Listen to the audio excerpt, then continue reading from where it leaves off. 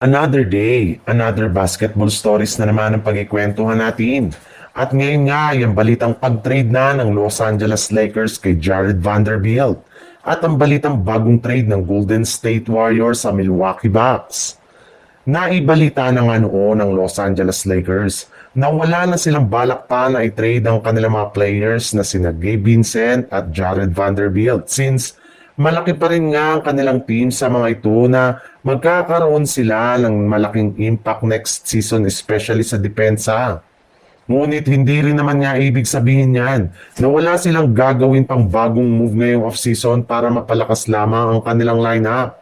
Sa katunayan, base nga sa ibinulgar pa lang na balita ng isang NBA insider, open pa rin naman nga daw ang Los Angeles Lakers sa pag-trade nila kay Vanderbilt basta't makakuha sila ng isang mas magaling na 3-and-D player na makakatulong kina LeBron James at Luka Doncic sa kanilang kampanya next season.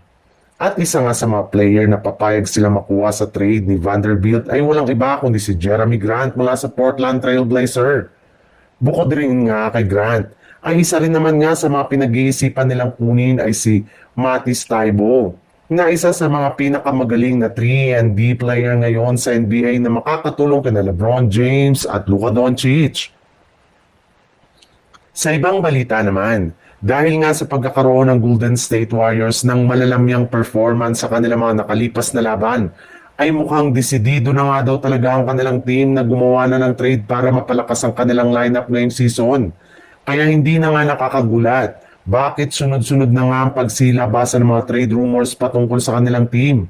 At mostly nga na lumabas dito ay ang tungkol sa posibilidad na pagkuha kay Giannis Antetokounmpo na siyang nag-iisang player lamang na kayang sumalba sa kanilang prangkisa ngayon. Eto na nga daw ang pinaka-nababagay na superstar na may pangtatandem nila kay Stephen Curry sa kanilang lineup. Pero makalipas nga ang ilang araw mula nang lumabas ang ganitong klaseng balita, ay pinabulaanan na nga agad ito ng isang NBA insider. Ayon nga sa ibinulgar nito, wala rin naman nga daw pong balak ang Golden State Warriors na kunin si Giannis mula sa Bucks dahil alam nga po nila kung gaano kalaki ang kailangan nilang isakripisyo para lamang masungkit lamang ito sa isang trade. Posible nga daw na kailangan nilang i-trade ang halos lahat ng kanilang mga key player para lamang matapatan ang sweldo ni Giannis, which is hindi magandang senaryo para sa team dahil makakasira lamang ito sa kanilang chemistry. Kaya imbis nga na kunin nila si Giannis ay plano na lamang nga ng Golden State Warriors na kunin ang teammate nito na si Miles Turner. Matagal na nga daw talagang target ng Golden State Warriors si Turner last season pa.